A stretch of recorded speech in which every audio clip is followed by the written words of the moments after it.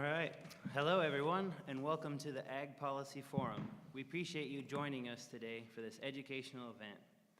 My name is Dane Johnson, and I am a graduating senior in Applied Economics here at the University of Idaho.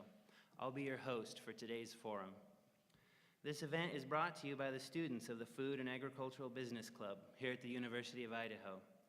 The FAB Club is comprised of a group of motivated students interested in agriculture and food careers, who want to extend their educational experience beyond the classroom. We accomplish this through events like this and interactions with industry, such as our recent dairy tour in southern Idaho. We are always on the lookout for new opportunities to engage with industry. If you're interested in helping us accomplish our goal or staying in contact with the club, we welcome you to check out our table in the foyer and become a friend of FAB today.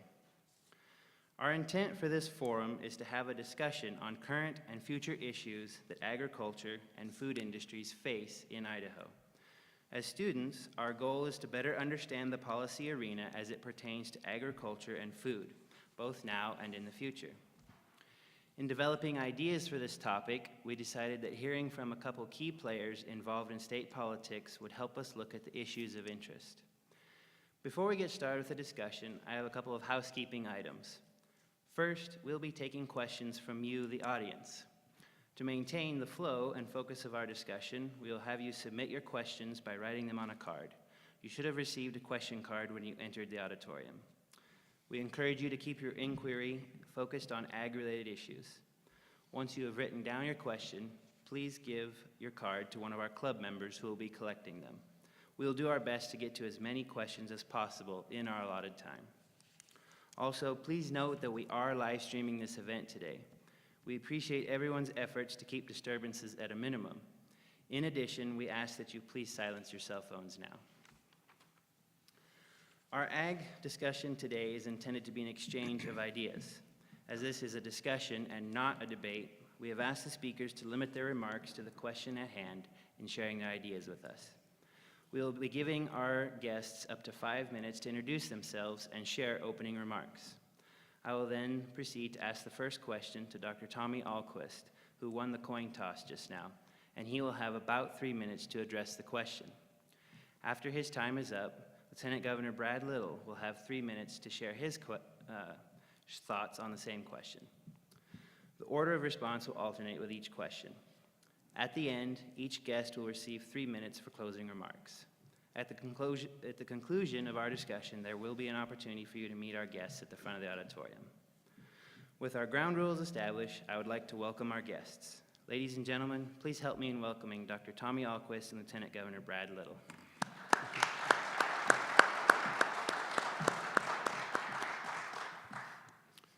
Dr. Tommy Ahlquist, the floor is yours for opening remarks.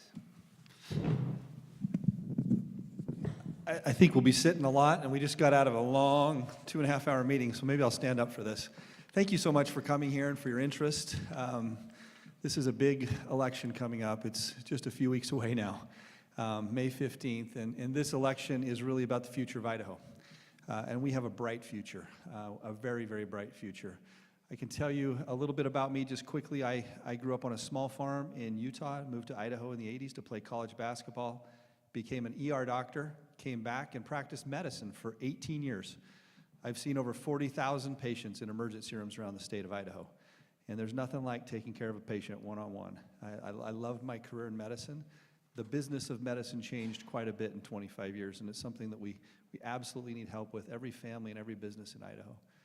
I married my high school sweetheart, Shanna. We have been married 28.5 years. We have 4 kids, 2 older ones, and then we adopted 2 little kids that are now 12 and 14. That's my family.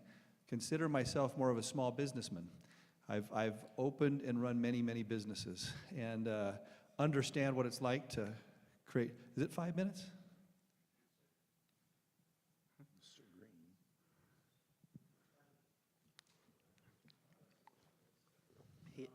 That's a fact. Sorry. I knew we were on Brad Little's home country here at his university, but I didn't know it'd be this bad.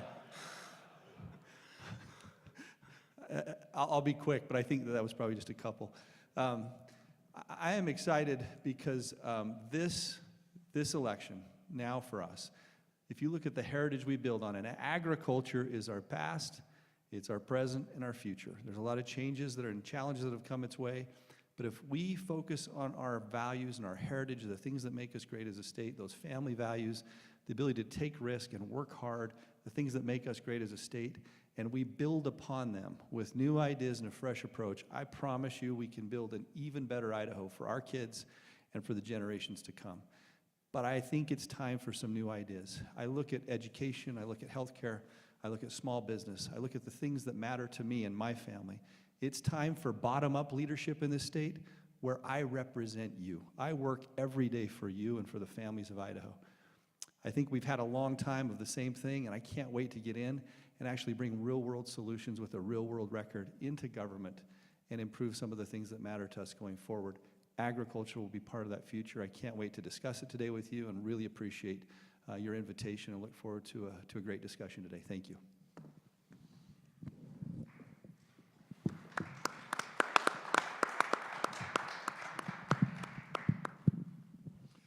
Well, I'm Brad Little, and it's great to be in this old building, and I think there's a lot about this building that reflects where Idaho is.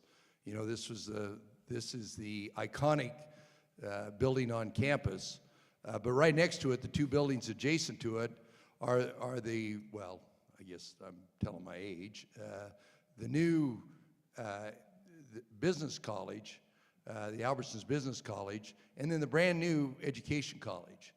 And then you look down the mall a little bit to the natural resources and the agricultural college. Our grandchildren, if they attend the University of Idaho, and I strongly suggest they do, will be sixth-generation Vandals. And I look around at the names that are inscribed, the presidents that have been here before, and I think about how agriculture's changed. When agriculture was far and away the dominant employer in the state, where, you know, the first critical technology was putting lights on tractors. And then I look at agriculture today. I look at what's coming out of the Ag Biotech Center there and what's taken place and the graying of the lines and the blurring of the lines between the other sciences and the other institutions up here in agriculture, and how wherever it is in science, whatever it is in education, engineering, all those other disciplines, how they're critical to agriculture.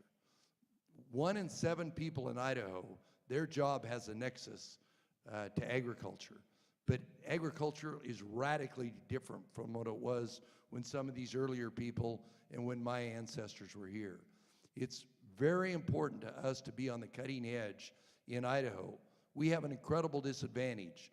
The shape of our state, all the federal land in our state, the location of our state, we have to be aware of those disadvantages. We got to think smarter and we got to think harder to be competitive. Obviously, international trade's a big part of what we do in agriculture, and I've had quite a bit of experience in that area.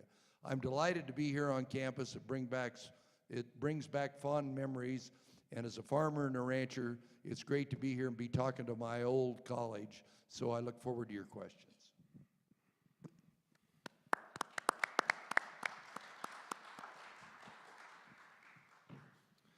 All right, thank you very much. Going forward, we'll ask everybody to hold the applause until the end as we go back and forth between the questions. So our first question, as I said, goes to Dr. Tommy Ahlquist.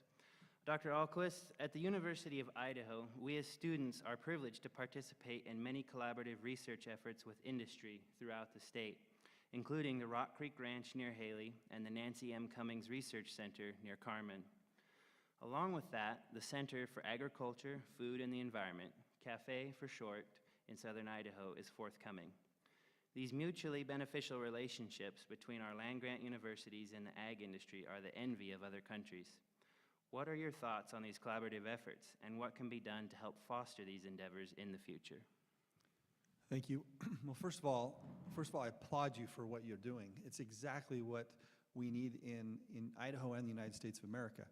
If If you look at our youth and this generation coming up, we have got to figure out how to better plug in Idaho kids to Idaho jobs. And the way we do that is through education. The way we do that is through vocational training. If you look at what makes a difference in the lives of our kids and keeps them here, it is having mentors, and it's having exposure and that direct line of sight to a job. And I can tell you it will be one of the things that we do from dawn till dusk is how do we get technical education, including all these great programs that you have, down into our high schools as low as we can so that our kids have that mentorship. And they're mentored in the values and the heritage that we have, the hard work that we have into good paying jobs. No matter where I go in this state. Last week we were down at Jerome Cheese. The week before that we were down at High Desert Milk down in Burley. And you go and talk to these people about what they need. They need kids ready to work. Then that same day you walk down the street to the high schools and you look at their dropout rates. Look at their dropout rates and their scores. Why aren't we making those connections? I will support any program in this state for vocational and educational training into our high schools that creates line of sight between our kids and jobs. It's going to require looking at how we're funding and how we're streamlining these kids to jobs. That's the vocational side. The other side of it is higher ed. We've got to just stop doing what we're doing. Let's start funding based on how these higher ed degrees connect to Idaho companies. Too many of our dollars at higher ed go into educational degrees that have nothing to do with our state or the money that we're investing. Let's start rewarding degrees that come back to Idaho companies. Our enrollment's declining. Our cost of education's going up. The way you stop that is by making higher ed relevant. And it's relevant when it connects to an Idaho company. We'll tackle it vocationally and higher ed. It'll be the secret to our success as this state. And for once, Idaho can lead. Let's lead the nation in education, but it'll be through creating these great educational opportunities with vocation and higher ed. Thank you. Lieutenant Governor Brad Little, the question goes to you.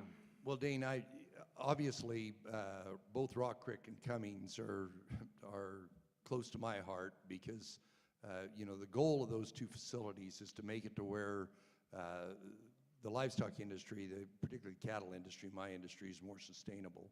And when you talk about sustainability, some of it's the fundamentals, the science that I learned when I was here years ago, but a lot of it's how do you adapt to a new paradigm where, how do we adapt that to where we can cope with the sage-grouse issue, with watershed, with wildlife, with all those other issues that are important to society.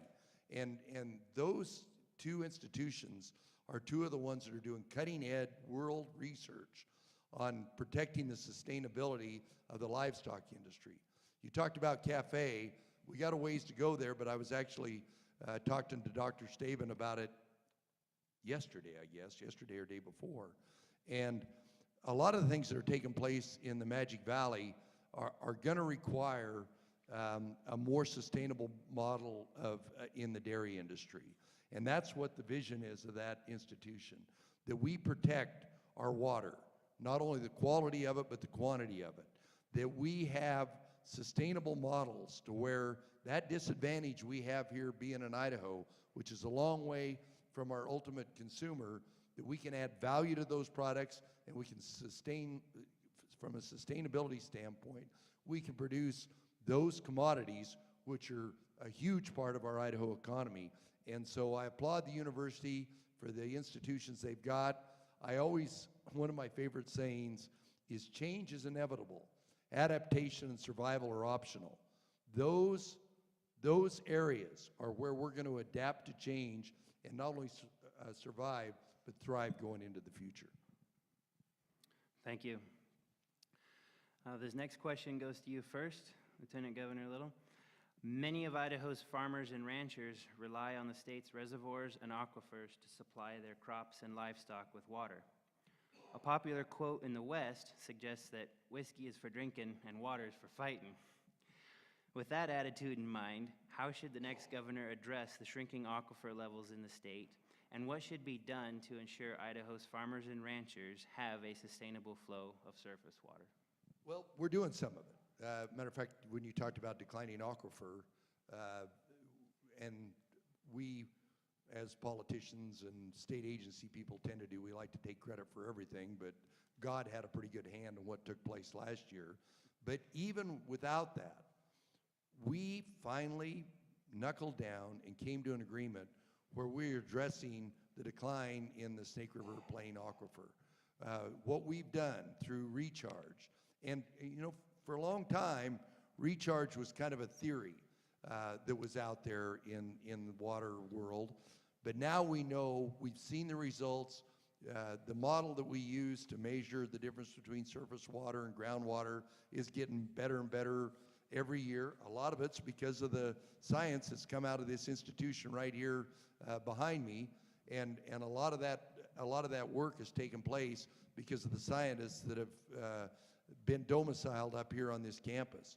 But we can manage that water, but we have to make, most important thing is to manage and protect the quality of that water. Nobody wants to buy a potato or a block of cheese or a gallon of milk or a cup of yogurt from a state where they know that the water's not protected. I pledge to you that not only protecting the quantity, but the quality. We're making progress there. We've got more work to do. We got 1 year before the agreement's up. We're increasing the level of the aquifer, but we have to manage that water resource, and we can do that. Thank you. Dr. Tommy Ahlquist, question to you now. How we manage water will determine our success going forward, and I cannot think of a more important issue for us to tackle and to represent through the executive branch of government. It's interesting as you go around the state, and if you're up north talking to the Two Rivers District, Two Lakes District up there, or you're down south, or you're in eastern Idaho, it's very, very different. So one of the philosophies we need is to listen to people. I know people say, oh, we'll have an open door policy. We will have a no door policy, because we need to listen to the people that are actually using the water. It's not until you get down at that level and you listen to what's going on with some of these conflicts that you actually get a perspective of what's going on both sides. For me, it will be 4 major things. One, we need to protect the sovereignty of Idaho water. It's our water. Let's keep as much of it as we can here. I agree completely with Lieutenant Governor Little. The recharge efforts have been very successful, and we need to continue to invest in that. If you look at the opportunity we have to put water back into that aquifer to keep it here in Idaho, that will be something that we will continue to pursue and fund. Second thing, we need to continue to look for more storage options, especially in different regions of the state when you go around. It is storage of that water and keeping it here that will make us successful. And then finally, it's fighting for those water rights. I always remind people, though, I was warned when I've gone into some of these meetings, make sure there's no shovel in a room, because this is the issue that people are very, very animated about. And I'll just tell you a really, really quick ER story, because I think it fits with water. One time I ran into a trauma room, and there was a guy that was laying on a trauma, on a table there, completely strapped to a board, and he was all bloodied up from head to toe. And I said, what on earth happened to you? And he said, I was sitting at a drive-up window, and someone came and knocked my window in and beat me up. I thought, what a horrible story. And he just kept saying over and over again, all he wanted was a cheeseburger at McDonald's. So I listened to this guy, felt bad, treated him, went into the very next room, and there's a guy sitting on a bed. And on the bed, he's totally fine, except for his knuckles are totally bloody. And I said, what's wrong with you? He said, well, I was sitting trying to get dinner for my family at McDonald's. This guy pulled up to me and started honking and showing me I was number 1 out the window, and then he pushed me out of the way. So I got out and went back and took care of him. The reason I tell that story is that's water. When you hear both sides of a story, you have to hear both sides of a story, because it is a tale of 2 sides. And I think the role of governor and the executive branch of government is to listen to who's in the trenches. I don't think that happens often enough in state government. We will listen to the people, we'll listen to the people that are actually using that water, and we'll appoint them to the positions to make sure we're representing people and not big business in water rights and with the companies that are fighting for this water. Thank you. Next question goes to you first, Dr. Ahlquist. And it is concerning the issue of field burning and federal regulations. The Idaho Department of Environmental Quality recently submitted a proposal to the EPA that would loosen Idaho's ozone threshold.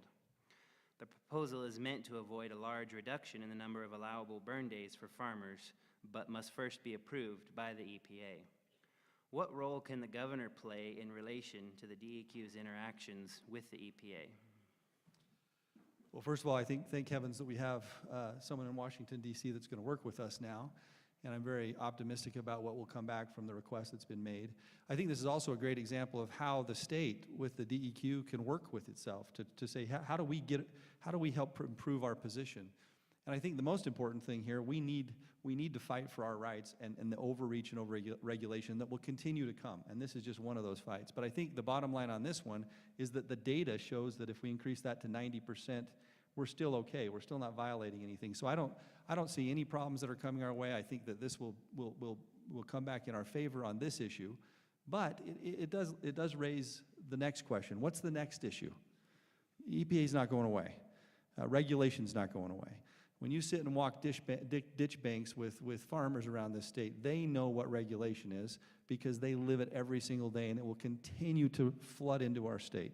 How can we protect? How can we fight back? Not only at the EPA level through the Seattle office, but what are we doing in Idaho with DEQ? What are we doing with the regulations that we have control over? And I believe there's more that we can do there as well to protect businesses and small businesses. Thank you. Lieutenant Governor Little. Grass burning to me has been one of the most frustrating issues because there's literally hardly any agriculture venture that's more sustainable than grass burning. The fact that you keep that soil cover there, that you protect the soil, the carbon that's there, but it's that one day of smoke that is what gets everybody, or hour of smoke, that gets everybody all ginned up. The ozone standard is actually the EPA increasing the ozone standard from what it was before. We were in pretty good shape. The last time we went through this with the EPA, what happened in Idaho, which I'm a great proponent of, is the Director of Agriculture, Celia Gould, and the Director of DEQ worked together hand in hand as the state of Idaho with EPA to resolve that issue. You always have to have that. You have to have cabinet members that understand the necessity of profitable agriculture, but also has to work your way through the channels at the federal government. And occasionally you have to just throw up your hands and say, we're going to fight this. You got to be able to work with your congressional delegation. You got to work with the other states. One state pushing back on the EPA can have an impact. But if you go out and get the western states, the surrounding states, and get them collectively, you can make your voice known. Because if you're worried about contaminants in the air, what you need to do is more forest health issues, because one of those forest fires puts massive amounts more carbon, more PM10, more ozone in the air than those fires. And if you really want to protect air quality, that's where you ought to be doing the work. Thank you. Next question goes to you first, Lieutenant Governor Little.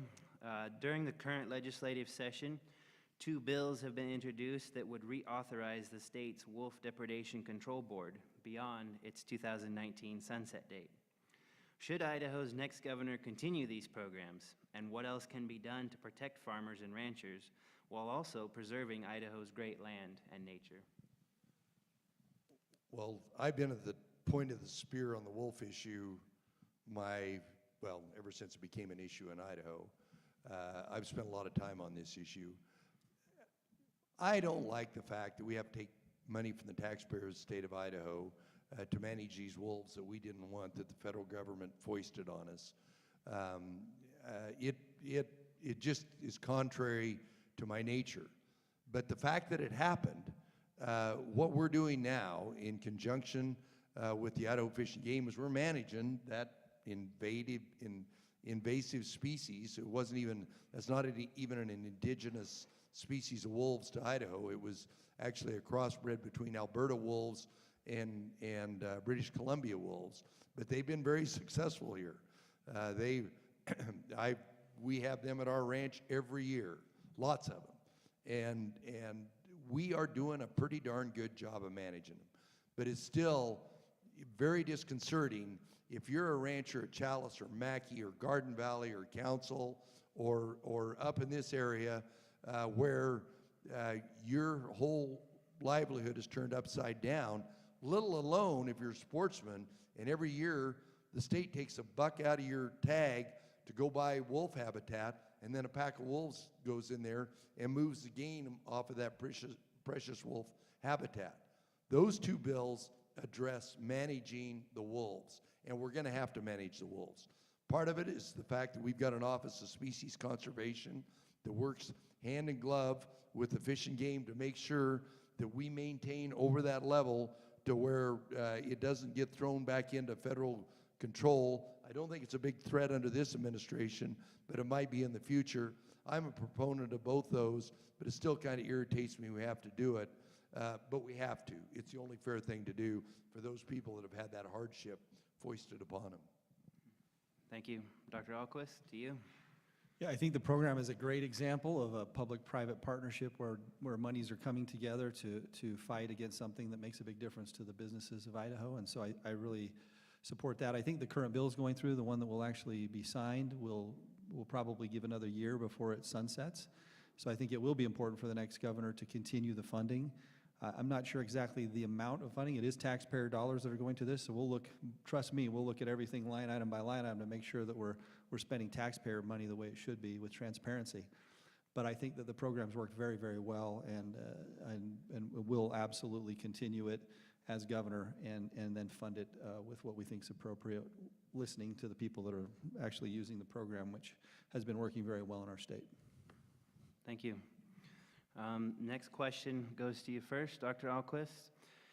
In Idaho, agriculture accounts for approximately 20% of the state's economic output, and 1 in 7 residents rely on it for employment, according to the University of Idaho Extension. Agriculture is clearly a vital part of Idaho's economy.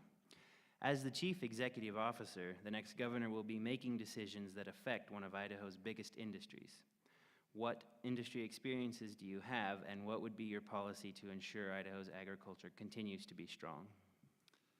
Well, my goodness, this agriculture is the basis for our past. It is our heritage. It is the businesses that have traditionally employed our people, and it will be our present and our future. And I believe that we need a governor, and I promise that I will be that governor that will fight for these industries. I believe that we need to hold on to that heritage of hard work and that heritage of something bigger than yourself, of faith and family that is our heritage because of farming, because of ranching in this great state. I think it's changing. I think Lieutenant Governor Little said it's an industry that will constantly change. Change will happen, and we need to be up to that change, up to that test, to be ready to change with it and to provide the resources and help from the state to ensure that the education and the philosophies and the principles and the practices in this state continue to support our industry, which is the ag industry. I think we can do that. I think we can do a better job than we're doing of protecting those industries, and I look forward to doing that. I remind everyone that we also feed the world. I mean, my goodness, the guy running my campaign, Todd Cranny, who will come along with me into government, his family, I went down and spent several days on their farm. You know, it's 800,000 pounds of potatoes a year they sell. I mean, you look at their 15 crops and their ranch, you know, we kid that the sun never rises and sets on the Cranny farm. That's true, but you go around and look at what they've done generation after generation and how they feed the world and the pressures they're under.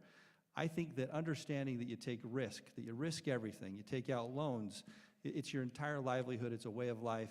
It will be a way of life for us in the future, and we need to keep up with the technologies that are changing and fight for every one of these industries in Idaho. I think trade will be important. I think if you look at trade, I really applaud what President Trump's doing. I think we need fair trade, but I think that's the next big thing for us to worry about is how do those trade agreements get worked out, and how do we fight for Idaho during those trade agreements, because some of them do need to be fair. If you look at how some of these countries have been taking advantage of us, that certainly needs to be addressed, but we need to make sure we protect these industries as those changes are made, because if we don't, we threaten to lose some of that trade that is so critical to us in our GDP. So absolutely think that this will be important for me. In fact, top priority for us as we go forward. Thank you. Lieutenant Governor Little? I don't know much about this. I look at all the changes taking place just over my lifetime, and I look back at my ancestors and what my kids and grandkids are going to have to face in agriculture. And the only thing I know is there's going to be a lot of change. And the one thing that's, and there's some instances we go to some of these smaller, whether it's the vineyard business or some of the natural foods, but the incredible pressure to continue to modernize and get bigger concerns me about rural Idaho. And that's why we need to add value to our current stream of commodities coming out of Idaho. We need to add as much value as we possibly can, that we don't send raw milk, raw potatoes. You got to send, professionally packed fresh potatoes out of Idaho. But all of those commodities that we produce in Idaho, to maintain the character of rural Idaho, to protect rural Idaho, so that the farmers who are left there aren't the only taxpayer that have to sustain the school and the hospital and the county sheriff and the fire department. We need other industries affiliated with agriculture in those communities, so that that tax load doesn't fall on those few surviving entities as they grow bigger and bigger all the time. And we need new industries there. I remember up here when everything was wheat, wheat, wheat, and occasional pea and garbanzo. Well, what a change has taken place over the last few years.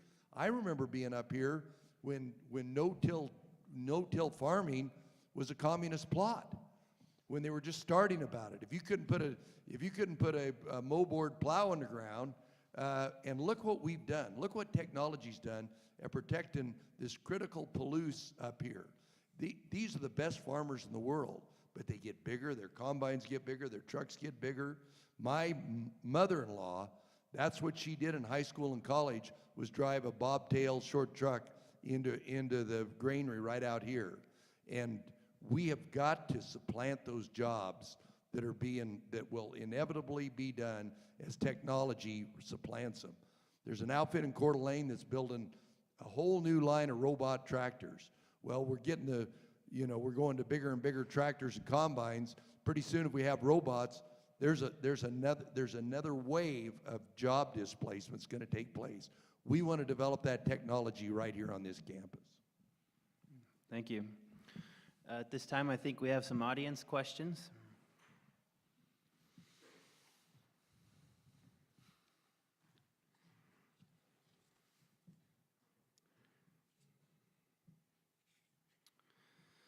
All right, first one goes to you, Lieutenant Governor Little. What steps can we take to increase collaboration between landowners and land management agencies to strengthen land use practices in Idaho? Try saying that 5 times fast. What's that? Try saying that 5 times fast. Well, we do, and in some areas we do it better than others. Obviously, you got the federal regulators, and then you got the federal land owners, and then you've got obviously the Soil Conservation Service and some of the other parts of the FSA that are more tied to the producer side than the regulator side or the landowner side. We have come a long way in Idaho. I remember when we first proposed the Office of Species Conservation, there were a lot of my peers that said, let's just repeal the Endangered Species Act. Now Idaho leads the nation, whether it's sage grouse, whether it's salmon, whether it's slick spot peppergrass, you name what it is. When those problems come to us, that state agency works with the industry and works with the farmers and ranchers out there to be a partner, to be that connectivity. Those of us that are farmers and ranchers don't have time to go to all these meetings all the time, but we still are expected to go to some of them. The state government ought to be a facilitator so that those in production agriculture can continue to produce, but that their views are represented on some of these areas. And occasionally we need to push back against them. As an individual rancher, I was successful at suing the Clinton administration over their overreaching roadless policy, and as a result, the federal judge threw it out, and then Idaho led the nation in writing our own roadless policy, and Idaho's one of only 2 states today where we have jurisdiction over determining where the roads are and where they aren't. So there's lots of good examples. We've still got a lot of work to do. I am never satisfied, but the recognition of what we do in agriculture and how it affects people's water, their wildlife, their open space, and their lands needs to continue to be represented. Thank you. Dr. Ahlquist, question to you. Yeah, I think, first of all, philosophically, we need to think about this. The United States, the states created the federal government. It's not the other way around. And sometimes we forget that. We have a sovereign state, and we will need to continue to work with the federal government, but there is constant overreach. There's also the fact that 63% of the state is owned by the federal government.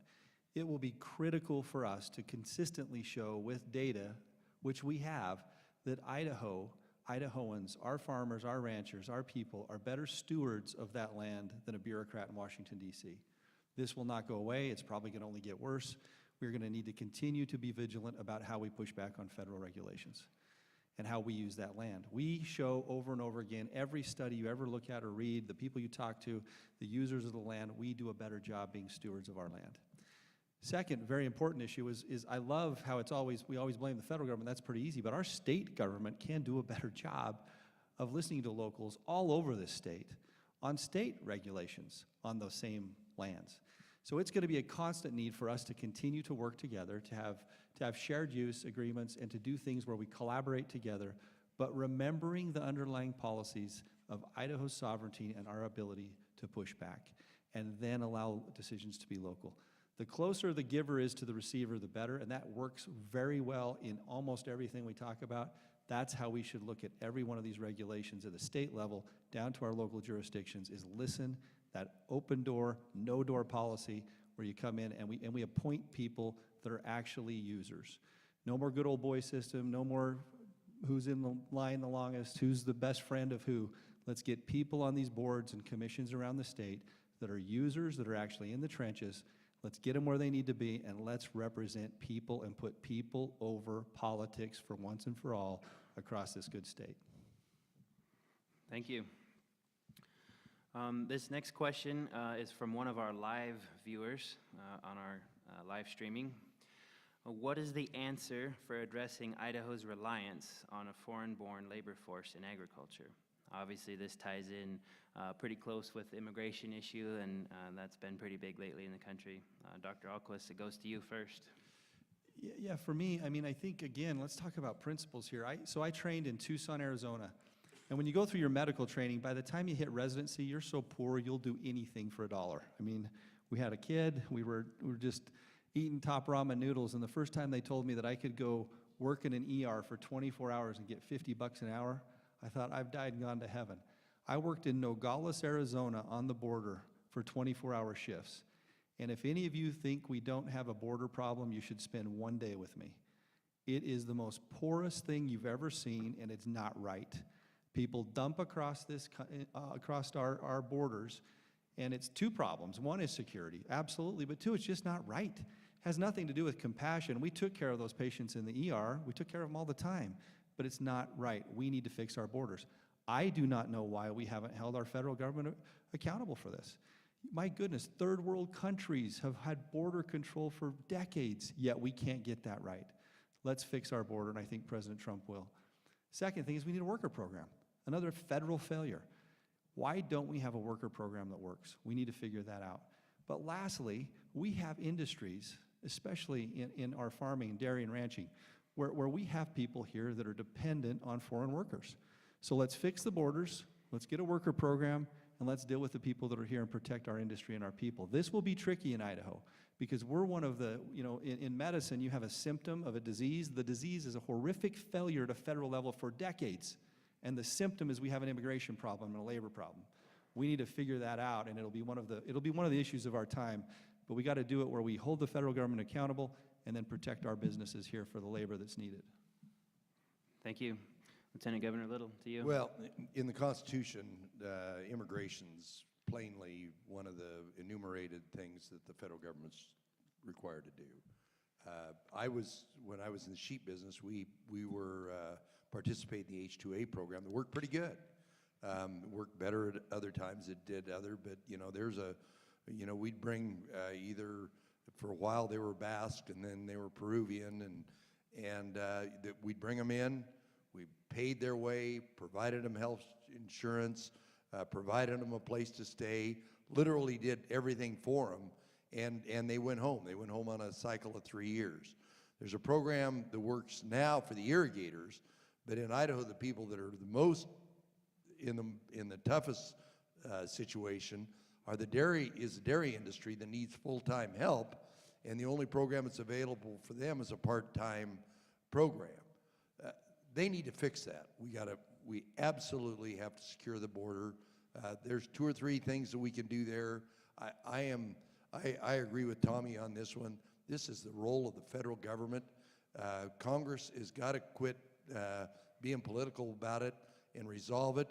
These people that have to live in the shadows that are here, particularly these DACA residents that came as children that are here, and they've had politician after politician tell them that they were going to take care of this, but then you have to fix the problem going forward that haven't done that. I think it's an abomination at the federal level, and they need to fix it. If they want our advice from the states, we'll give it. But it is delineated in the Constitution that that's the role of the federal government, and they need to get it done. Thank you. Another audience question here, and this one goes to you, Lieutenant Governor. First, with some of the fastest growing cities found in the country being here in Idaho, I think Boise made the list as the fastest growing city in the country. How do you suggest Idaho balances growth with continued rural agriculture lifestyle that makes our state unique? Well, I don't want to say anything about the University of Idaho, but Boise's not a state, but anyway. No, we do have that. But I remember that was where we were in 2005 and 6. And then we had 100,000 people in Idaho out of work, and all our kids were leaving the state of Idaho. So people that want to slam the door on the progress we're making right now, I caution them. I says, I've been there a couple times where we had this up and down. And of course, those of us in agriculture, it may be good in a lot of other industries, but if you're a grain farmer a mile from here, it doesn't look near as good as it did a few years ago. So I firmly believe that a lot of these solutions to growth ought to be local in nature, that those communities ought to come together collectively and say, here's where we want to grow, and here's where we want to preserve farmland. In the seed industry, it's critically important because you've got to have critical mass of protected land around a seed crop to stop the cross-pollination. And in those areas there, the counties and the cities ought to get together and say, the seed industry is so important to us, and that's a very high profitable industry, that we're going to put a cloud over this land, but we're not going to take anybody's value away from them, but we're going to say going forward, there's going to be a hurdle. That's the problem with land use planning, is when you change the rules in the middle of the stream. If you say, here's where we want to go, here's the rules, and then don't allow somebody to come in and change the rules for their particular development or whatever it is, that's what's important. That's the certainty agriculture needs. That's the certainty if you're a big seed company and you're going to build a new facility to add all that value, you need to know that your base is going to be there. So it's a local issue. I can tell you there's counties in Idaho, they'll take any job they can get right now, where there's other areas, Canyon County and Ada County, where that's not the case at all. Thank you. Dr. Ahlquist. This is a great question, and it's asked almost every meet and greet or forum I have is how do we keep Idaho, Idaho? First of all, I'll tell you that growth and the opportunity you have, that's a good thing, but it's going to take real leadership on how we grow the areas that are growing and provide the infrastructure and do it in a smart way. There's a way to grow wrong, and there's a way to grow right, and that's going to take leadership from the state level. One of the things that we do very, very poorly in this state is share best practices around this state. And when you visit the counties and cities and everyone that's growing, how on earth is it not possible that we're not sharing best practices for how to grow a city, how to stay with these local jurisdictions like Boise, where it grows the right way and doesn't infringe upon the other economies out there? There are ways to do this right. There are ways that we can grow and take advantage of that tremendous opportunity to have better paying jobs come into our state, but also protect who we are. The second really important point I will make on this is the way we keep Idaho, Idaho is by not talking about how great we are, but by becoming great through conservative solutions. If you look at our healthcare, it's a disaster. Let's fix it with conservative solutions. If you look at education, there is so much way we can do so much better. Let's do it with conservative solutions. If you look at our business and regulation and overreach, let's do it with conservative solutions. Let's attract more conservative people to the state and continue to be that state that protects the values that have made us great as a country. We live in a country where we're constantly under attack. I hope you feel it as I do, that we are surrounded now by states that are becoming more and more blue and more liberal all the time. There's a socialist mentality out there that's got to stop. We are made great in this country because we believe in God and families and free people and free work and a free economy and a constitution. Let's protect those values here and let's solve our problems with very conservative solutions, and we will stay Idaho. But we need to do it right. We need to make sure that we're leading. We need to make sure that we are the leaders of the United States, and let's do it right here from Idaho. Thank you. Another audience question. This one goes to you first, Dr. Ahlquist. I recently read about Senator Sidaway's recommendation to require both federal and state legislatures to approve wilderness and monument designations. What are the advantages and disadvantages of this Senate joint memorial? So, I think the specifics of what they're talking about here, I'm not exactly sure of because I didn't read the bill, but I'll tell you that there's going to be a constant interplay between federal lands and state lands. And there is a misconception out there that if the land is federal, that access is fine and that there's not this constant interaction and problem. You get around the state and talk about some of the battles that are going on. The role of governor and the executive branch of government is to fight for access on federal lands, to improve access on state lands, and to protect private property rights in the state of Idaho. We can do all of those things, and you're going to have a constant back and forth with the federal government to make sure, and we need to make sure that from Idaho, we protect Idaho's interest. And sometimes big business gets in the way of that, I'll tell you that. We need to make sure that it's the people, it's you, it's the small business in the state that we're protecting their interest as those challenges come our way, because they will continue to come our way. And I think that's the role of government, of state government, is to protect your interest and look out for the people of Idaho as it pertains to federal lands and the interaction with the federal government. Thank you. Lieutenant Governor Little. Well, Senator Sidaway's bill it addresses an issue over in the Jedediah Smith Wilderness area on the edge of outside of Jackson and Yellowstone. But, we've got a couple examples in Idaho where the local communities have got together. The White Clouds, I guess the mountain bikers weren't delighted with that agreement, but we have got on a pathway today in Idaho to where some of these vexing federal issues are resolved best by the people that are right there local. That they'll say, if you want to close this area off, open X and Y up to whether it be access for sportsmen, access for livestock industry, forest health, logging, and more jobs. Idaho leads the nation in that area. Our good neighbor authority that we're implementing in Idaho, every state in the union is looking at what we're doing in Idaho. I'm never an expansion of government guy, but I support the fact that Brandon Wolf back there on the state land board and the land board recommended that we hire 8 foresters because the U.S. Forest Service can't get the right thing done on the federal ground.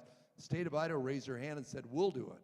We'll create the jobs, we'll create the forest health, we'll stop the fires, we'll actively work to resolve this issue.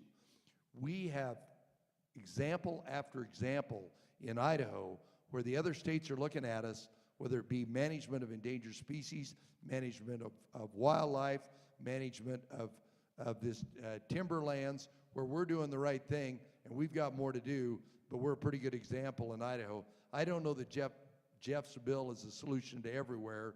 I share his frustration, but I'm more of a local solutions guy. Thank you.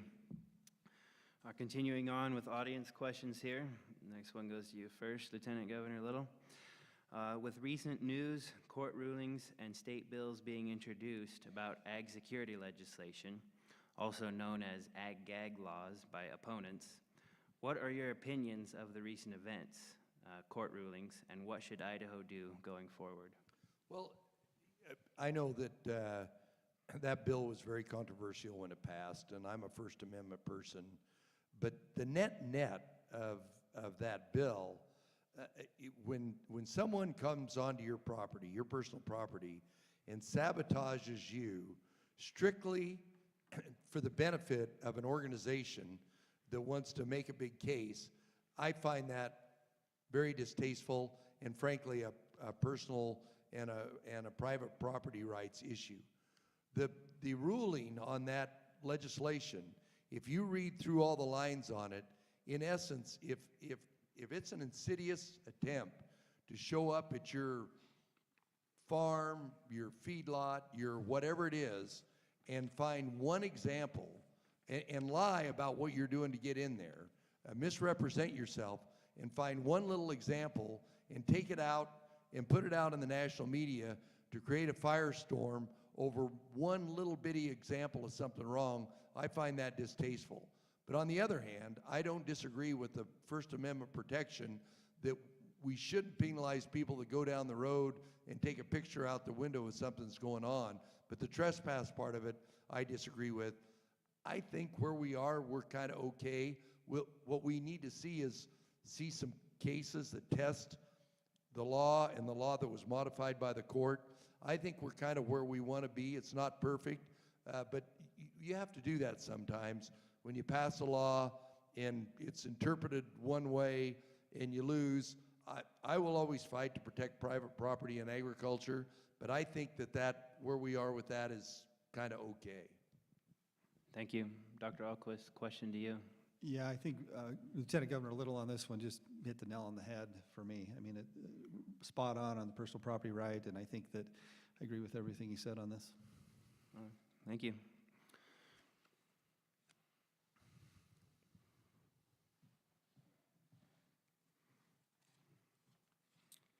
All right. Continuing on with some audience questions here. Next one goes to you, Dr. Ahlquist, first. With the large, all-natural, and organic movements becoming more popular, how do we balance those specialty crops with conventional farming and the regulations that is involved with those? I wish I could ask Todd Cranny's dad to answer this question. Todd's, again, my guy, and his dad, he was an old farmer. You start asking him about GMO and some of this other stuff, and he'd go off on a rant. I couldn't say half the words he used to say, right, Todd? He passed away earlier this year, but you know, I think that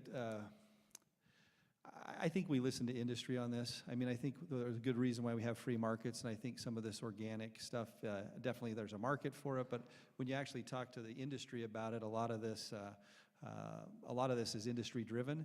I think it will have a life cycle, like a lot of these things do. But if there's a way for our companies to get into these industries and do well, that's great. But I also want to protect our farmers from regulation that gets into these organics and some of those things. That's what I've heard from the other side of it. Is why on earth are we allowing legislation or some of the regulations on some of these some of these products coming into what we do? And again, listen to industry on this, fight for our companies and for our businesses here in Idaho. Thank you. Lieutenant Governor Little. Well, of course, there's a lot of different facets of that. Obviously, the GMO issue is part of it. And these small farmers markets, the organic part of it, you know, my feeling about that is if you want to do that in the city and around close, but if you go out and establish some kind of a farm where it's a no spray zone, a no, you've got specific genetic things that your pollinators have to be certain, you're affecting other people's private property. And if you want to do that and pay all your neighbors a stipend and compensate them for their added costs, that's reasonable. And that's a free market solution to it. But some of these people, and as we talk about the quality of life, some of these urban areas where they want to do some of this organic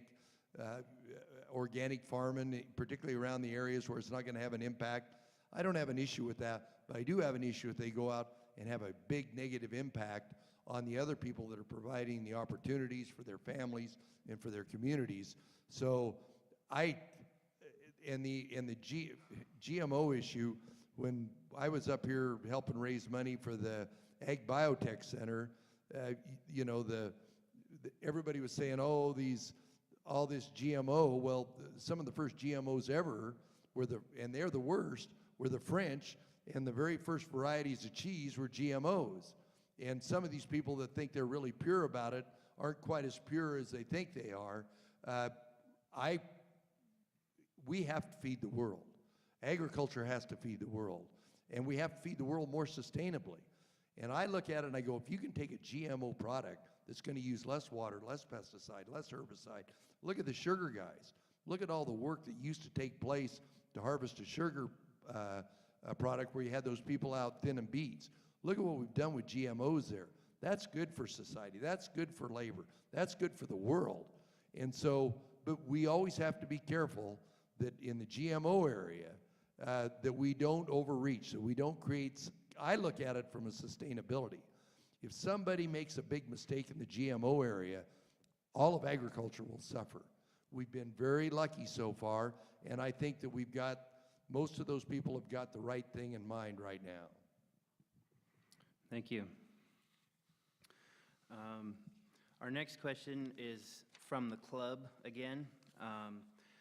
Electronic logging devices, or ELDs, for trucks. The U.S. Department of Transportation recently implemented a measure that would require all livestock producers to install ELDs on their trucks. Concerns have been raised about the potential for a livestock hauler to run out of hours and have to stop mid-haul with a load of animals, thus causing harm to the animals who would be stuck in the trailer. Would you be in favor of an exemption for agriculture, as in Idaho Sent Joint Memorial 104? Lieutenant Governor Little, to you first. Well, that's a great idea, but and I don't have any problem, you know, if it's tie, I'll vote for it, it'll pass, but it's federal regulation. More importantly, what we need to do is get together with the other governors, get together with our congressional delegation, and modify that so that that truck that's going to go 30 minutes longer to get home because it's hauling livestock doesn't have to stop and and offload that livestock and create a huge hardship. We need to modify that rule on the federal level, and I know there's a lot of states and a lot of the ag lobby that's working on it. The rest of the trucking industry, but of course they don't have a perishable commodity, have been working with that. Matter of fact, it's a company in Idaho that was one of the companies that perfected, which we're very proud of, the fact that you can put your cell phone on the dash of your truck and it modifies it creates your logbook. I guess, but the issue is, it's been the law of the land. People have just been doctoring their logbooks. I heard, that's a rumor, somebody told me. I don't know anybody that ever did that. But we need to put a common sense solution into this problem, because it's not good for the livestock, it's not good for the people. There needs to be a reasonable exemption on the national level, because you can't, you know, the fact that these trucks go across state lines all the time, you can't do it from an Idaho area. You got to have the federal government address that problem. Thank you. To you, Dr. Ahlquist. It just makes me think. The other day I was talking to someone, he said, you know, you talk a lot about regulations, don't you? Mandates. And I said, yeah. And he said, I don't get it. He went on and on and on and kind of cornered me for 15 minutes. And after a while I said, let me ask you a question. Have you ever owned a business in your life? Have you ever signed the front of a paycheck? Have you ever taken out a loan? Have you ever laid in bed and wondered, dang, I hope I have enough money to pay all my people and get through this? This guy looked at me and he says, nope, never have. I said, I get it now. If anyone in this room's owned a small business or a business, and you don't think you have enough regulations, we have enough regulations in this world to last us a lifetime. Thank goodness this first year of President Trump, for every one regulation that's been put in and mandate, 22 have been eliminated, and we need to have the same exact fight at the state level, and we need to push back. There will be no stop. Government is designed to grow. It's designed to regulate. We're talking about one regulation now, but it's across the board, and it will continue to happen. This is the issue today, but there will be another one, another one, another one. Let's have a government that's designed to do the things that we need it to do and get out of the way when it doesn't, and this is a great example of one that needs to get out of the way. Thank you. All right, our last question here for this afternoon is from our club. Idaho continued to expand agriculture exports in 2017, with a 12% increase in the first 9 months compared to the previous year, according to a November 2017 article in the Capital Press newspaper. It is estimated that the value of Idaho ag exports equals about 25% of the state's total farm cash receipts. What should be done to continue promoting Idaho agriculture outside of the state? Dr. Ahlquist. So I think the two major roles of governor is one, representing the people with leadership and vision and data and driving a legislative agenda that's for the people. But the second thing is to be the chief promoter of the state.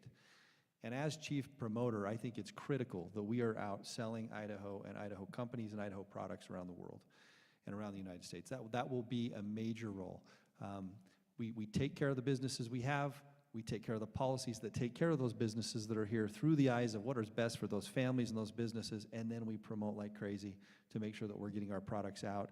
That'll be a role I take very, very seriously. We will work tirelessly to do that because that results in jobs, it results in our economy growing, it results in those families and those small businesses being taken care of. Thank you. Lieutenant Governor Little. Well, as someone that's led trade missions to Asia and South America and Central America, I can tell you in Idaho we do a pretty good job, but it's a partnership. It's a partnership between companies. Obviously the commodity commissions are a big part of it. Individuals, what we do, it's a partnership. The state, either through the Department of Commerce or the Department of Agriculture, and they work together for the most part seamlessly. And they are all part of the partners. And matter of fact, the last 2 missions I went on, I had science experts from the University of Idaho with us as we worked on that area. This is an area that's really important, is promoting it. But you have to grow it profitably, and you have to be able to get it to market, whether that's a barge, a truck, a rail, you name the mode, you have to be able to get that product to the market. And the other thing you have to have is we have to be relentless in protecting the quality of it. That Idaho with Idaho grown potatoes, Pacific Northwest grain, garbanzos and chickpeas from this part of the area, that is a premier product that the world wants to buy. It is today and it will be in the future if I'm governor. Thank you. All right, now 3 minutes for each of you for closing remarks. Lieutenant Governor Little, you are up first. Well, I'm just delighted to be back in my old alma mater and talk about one of my favorite subjects. I do get to do some things in this job and in the campaign that are areas a little further out of my comfort zone. Idaho's a very, very diverse state when it comes to agriculture. The commodities that exist in, well, even if you go further north from here, if you go to the Treasure Valley, if you go to the far eastern part of the state, are incredibly different. And the governor needs to know instinctively what some of the critical issues are. What's the weak link? What's the profit limiter to those farmers and ranchers and those commodities in the other areas of the state? I've been very blessed that I got a good education up here. I've been involved with the University of Idaho, with ag research. I've been involved with the commodity industries. I've been involved politically with all the organizations that are involved, the food producers, obviously the Cattle Association. I served as president of the wool growers. I know what agriculture needs. And a lot of time what agriculture needs changes over time. And you have to be forever open to what those changes are. But I worry about what happens in the world markets, what happens in trade. I am not quite as excited about Donald Trump's trade policy because my ag guys sometimes are a real small player in some of these trade issues. And I get worried about when somebody starts battling between automobile manufacturers and steel makers, and some of my little ag guys are going to be run over in that deal. So I am very excited about Secretary Perdue and what he's done to keep a reasonable trade policy. I don't disagree that we need to continue to be good, fair traders, But it makes me a little nervous about some of the things I hear about trade from this administration. But if I'm your governor, believe me, agriculture and the profitability and the sustainability, because the most important crop that we produce in Idaho is young farmers and ranchers, and I'm dedicated to producing those. Thank you. Dr. Ahlquist. So a few weeks ago, I was down in Burley, and I was with a group of sugar beet farmers, big sugar beet farmers. We had a great meeting. We talked about water. We talked about trade. We talked about labor, immigration. We had a great meeting. But right towards the end of that meeting, I had one of them sitting right next to me just pull his chair up kind of right in front of me, and he says, "Listen, I want to talk to you." I kind of turned around to him, and he said, "I am a fourth-generation sugar beet farmer. That's all I know. I don't mind getting up earlier than anybody. I don't mind going to bed later. I don't mind putting my life at risk every year as we go through the ups and downs of what I do. But I can't do it anymore. My ability to pass this on to my son and their son is being threatened. Healthcare premiums are ridiculous. I can't do it anymore. I look at tax policy, look at regulations and mandates. The entire deck is stacked against me. And I want to pass this on to my son worse than I want anything. What will you do for me?" He sat there for a minute and stared at me, and I looked at him, and I could honestly tell you, staring deep into his eyes, that I said, "I will fight like hell for you." That is what this job's about for me. That is what coming from the real world and getting into politics is about. That's what makes it worth it. We need someone that will fight like hell for the businesses, for the farmers, for the ranchers, for the small businesses and families in Idaho. We have a lot of work to do. Yes, we have a great state. Yes, we have a great heritage, but we are competing with states around us and countries. And we need policies that are as good as our people, and we need politicians that work as hard as our people. And if we do that, we will lead this nation. I can promise you I'll do that for you. I hope that you give us a shot. This thing's only a few weeks away. I am so excited to be able to serve in a way that we can make a difference in the lives of the people of Idaho, just like that sugar beet farmer who stared me in the eyes. Thank you for letting us be here today. I look forward to shaking your hand and appreciate all you do to make this a great state. Thank you.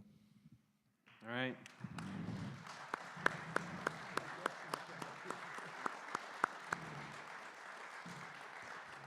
And that concludes our forum. Thank you once again for attending. As a reminder, Dr. Tommy Ahlquist and Lieutenant Governor Brad Little will be staying to meet and greet people here at the front of the auditorium. Also, don't forget to check out our Friends of Fab booth in the hallway on your way out. Have a great afternoon.